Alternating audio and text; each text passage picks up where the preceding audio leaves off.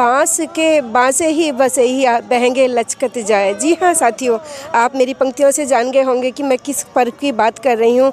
हमारी भारतीय संस्कृति ऐसी धरोहरों से भरी हुई है। देश आज अंतर्राष्ट्रीय स्तर पर छठ पर्व का त्यौहार मना रहा है, जहाँ पर छठ व्रती बड़ी श्रद्धा और भक्ति के साथ में इस त्यौहार को मना रहे हैं। आइए जानते हैं। मैं आईईसी कॉलेज ग्रेटर नोएडा के छठ घाट पर आई हुई हूँ, जहाँ पर छठ पूजा समिति के पदाधिकारी जुड़े हुए हैं। उनसे इस पर्व के बारे में पूरी जानकारी लेते हैं और मैं आगे चलकर आपको ग्रेटर नोएडा के विभिन्न घाटों के भी दर्शन कराऊंगी। भारतीय संस्कृति और भारतीय धरोहर को बचाने के लिए भारत वंदन न्यूज़ को शेयर और सब्सक्राइब करते रहिएगा। आइए जानते हैं, कुछ पदाधिकारी हमारे साथ हैं। सर, आपका नाम क्या है?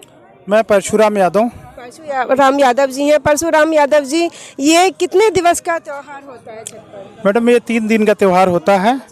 3 दिन पहले से त्यौहार चालू होता है और उसको जो है लास्ट डे जो है सूर्यदेव को डूबते सूर्य को अर्घ देते हैं, फिर जो है उगते सूर्य को अर्घ दे के ख़त्म करते हैं त्यौहार। जी, तो सर हमारे साथ में जीएस चौबे जी हैं, जो छठ पूजा समिति के पदाधिकारी हैं। सर, खाए महे से ये त्यौहार प्रारंभ होता है, इसका महत्व क्या है, क्या परंपरा है इसकी?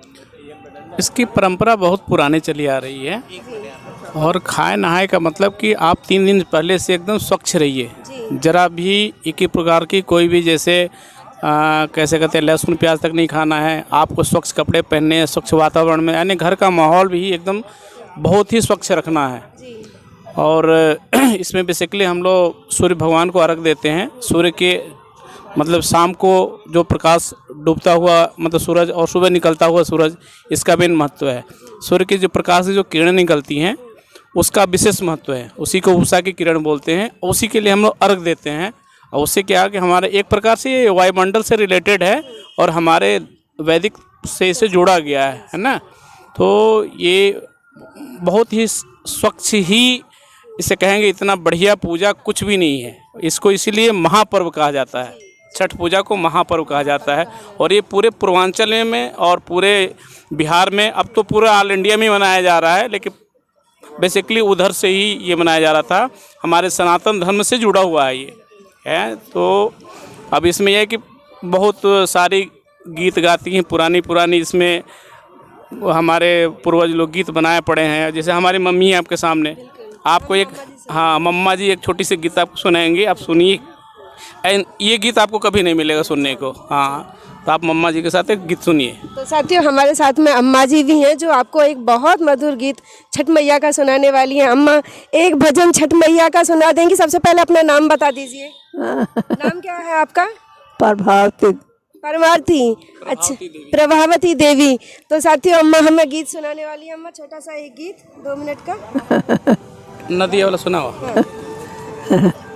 सुरही के गोबरा मंगल बने अंगना लिपल बने हो, अरे गजा मोती चौका पुरल बने, छठी मैया बोलल बने, अरे सुरही के गोबरा मंगल बने अंगना लिपल बने, कलशा धरल बने। जी, अम्मा ने बहुत सुंदर गीत सुनाया। तो हमारे साथ में जो छठ पूजा समिति के अध्यक्ष हैं, उनकी पुत्र ही हमारे साथ में। आइए जानते हैं। बेटा, आपका नाम क्या है? मेरा नाम तनु पांडे है और हाँ, मैं रामजी पांडे जो इस समिति के अध्यक्ष हैं, उनकी मैं पुत्री हूँ। तो तनु जी, ये बताइए कि यहाँ आईईसी कॉलेज में कितने समय से आपने ये पर्व का प्रारंभ किया था? यहाँ पे आईईसी कॉलेज में तो बेसिकली हम देखेंगे 16 साल 17 साल हो गए। इससे पहले भी हमें दूसरी जगह भी अलॉट हुआ था जो परमानेंट नहीं था। बेसिकली हम देखें तो 20 ईयर्स हो गए हैं हमारे संस्थान को छठ पूजा करवाते हुए। जी, तो जैसे कि पेंडेमिक आया, कोरोना काल आया, तो उसमें और उस समय में और आज के समय में आप कितना परिवर्तन देख रही हैं? परिवर्तन तो नहीं है कुछ। आज भी हम लोग थोड़ा सा सावधानी के साथ ही छठ पूजा करवा रहे हैं। मास्क के साथ उनको बुला रहे हैं कि आप मास्क ज़रूर लगाइए, सैनिटाइज अपने हाथों को ज़रूर करिए, थोड़ा सा ध्यान रखिए कि ज़्यादा लोगों के संपर्क में ना रहें। लास्ट टाइम पूरा हम लोगों ने पूरी तरीके से जितनी सावधानी कर सकते थे उतना किया। इस टाइम भी वही चल रहा है। थोड़ा प्रॉब्लम चल रही है, थोड़ा लोग कम आ रहे हैं, लेकिन पर्व है, महापर्व है, तो लोग आते ही हैं और कर ही रहे हैं। बिल्कुल बिल्कुल। तो जैसे कि पहले बहुत ही अच्छे से बड़े तामझाम के साथ में किया जाता कह सकते हैं, लेकिन आर्थिक परिस्थितियां लोगों की बदली हैं जैसे, तो कुछ फर्क पड़ा था आर्थिक परिस्थितियों के कारण इस त्योहार? नहीं, अभी तक तो फिलहाल ऐसा कुछ नहीं देखने को मिल रहा है। लोग अभी भी उतने ही चाव से उल्लास से मनाते हैं, क्योंकि देखिए ये एक महापर्व है तो पूरा जो हमारा पूर्वांचल रहता है वो इसकी तैयारी शुरू से ही करने लगता है। तो आप ये मान लीजिए कि 2-4 महीने रहते हैं, उससे पहले से वो अपना पूरी तैयारी कर लेते हैं, तो मुझे नहीं लगता कि उनको कुछ ज़्यादा खास परेशानी होती है इस चीज़ में। तो मनोज जी ये बताइए कि यहाँ पे आज कितने लोग एकत्रित हुए होंगे लगभग आपके हिसाब से? जो आज की भीड़ थी उसे देख कर तो ये लगता है करीब 4 से 5 हज़ार लोग यहाँ पे उपस्थित थे। जी। तो व्यवस्था जैसे कि प्रशासन की तरफ से पूर्ण व्यवस्थित है? जी, प्रशासन ने काफ़ी मदद करी है हमारी, प्राधिकरण का भी सहयोग मिला है हम लोगों को। तो कुछ दिशा निर्देश दिए गए थे क्या जनता को यहाँ पे? इस दिशा निर्देश थे कोविड नियमों का पालन किया जाए, वो लोगों ने पालन किया भी है। जी।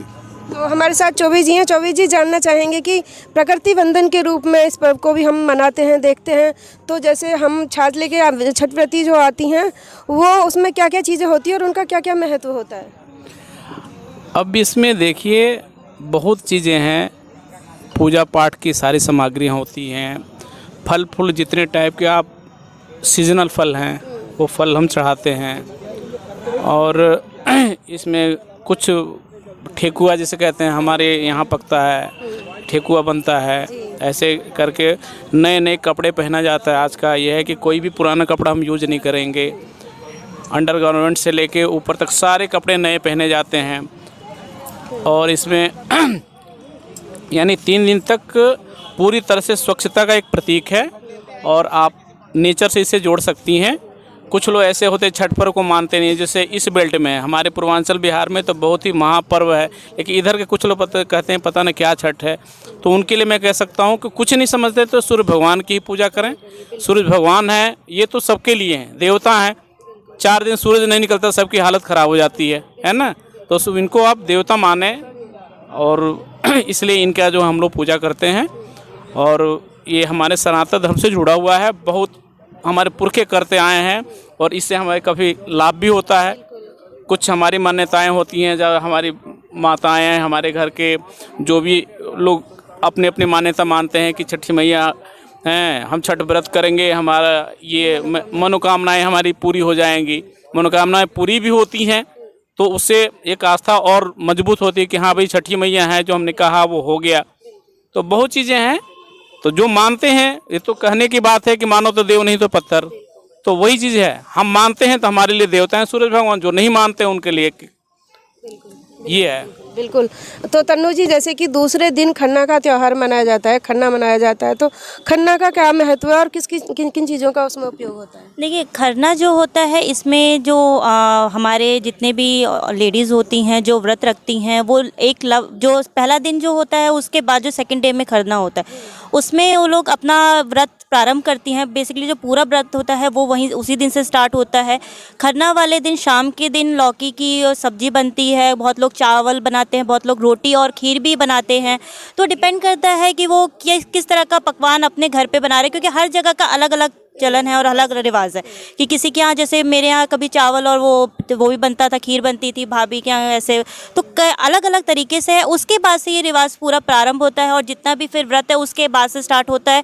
अगले दिन पूरे दिन निर्जल व्रत रखती हैं सारी, जितनी भी हमारी लेडीज़ होती है, जो भी हमारी माताएं और बहनें हैं, वो सब निर्जल व्रत रखती हैं। अगले दिन जो सूर्य का अर्घ होता है, उगते सूर्य का, वो अर्घ दे के फिर उसके बाद वो अपना व्रत खोलती हैं।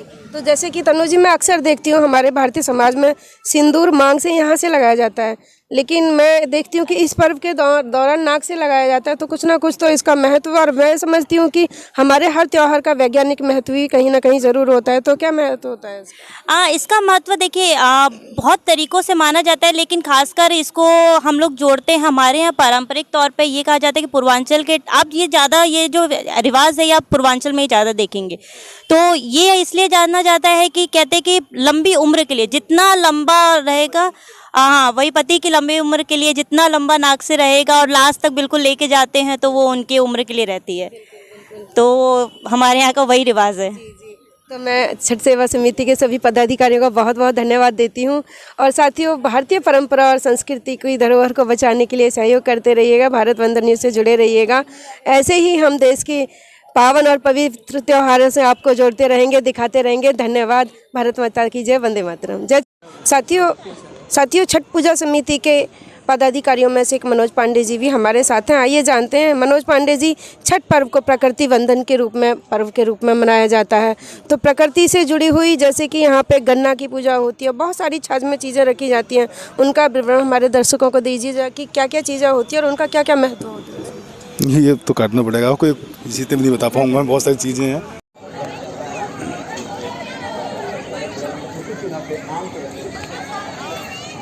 आम से लकड़ी पे उसमें क्या होता है कि चूल्हा बनाते खीर बनाई जाती है, एकदम से गोल की रोटी खीर बनती है और रोटी बनती है। उसके बाद क्या होता है कि उसमें फिर होम चढ़ा के उसके बाद बर्फी पहले खाते हैं, उसको खाते हैं और उसके बाद किसी के साथ और उसके बाद में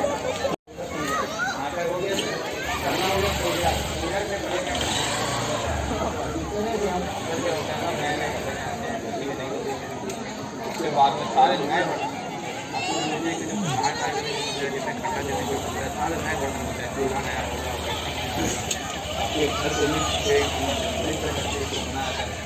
दूसरा दिन जाते हैं सारे बच्चे, हमारे महिलाएं सब उसमें उत्साह होता है, नए नए कपड़े पहन के शाम को हम लोग जाते हैं, संध्या कर देते हैं। ये बड़ा महत्वपूर्ण है। महत्वपूर्ण कैसे है कि इस अर्घ को आज तक दुनिया में ऐसा कोई भी पर्व नहीं है जो कि डूबते सूरज को पूजा करे, लेकिन हमारा जो है पर्व गौरी नारायणी नमस्ते सम्मुखे कदन्तश्च कपिलो जगदान्वितो।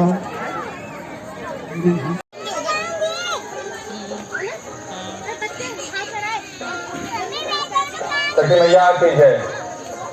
मेरा नाम लखन राय है और मैं न्यू सेक्टर का निवासी हूँ। आप लोग देख रहे हैं छठ पर्व हो रही है। पिछले कई सालों से, करीब 10 सालों से और ये छठ पर्व जो है हम पूर्वांचल के लिए बहुत बड़ा पर्व है। ये महापर्व के रूप में बहुत श्रद्धा और भक्ति से हम इसको मनाते हैं। इस पर्व को हम लोगों नदी के किनारे, नहर के किनारे, तालाब में, पोखर में इस जगह पे मनाते हैं। बड़ी बात तो यह है कि छठ में तो आते हैं सभी छठ पे आ जाते हैं। महत्व को ये पता नहीं होता है कि छठ मनाया कैसे जाता है और इसका महत्व क्या है। इसमें भिन्न भिन्न प्रकार की कहानियां हैं, जिसमें से एक पाइप थोड़ा सा छोटा हो गया, बड़ा है क्या? छोटा रहता है जब नहीं तो वहाँ तक जा सकते हैं ना।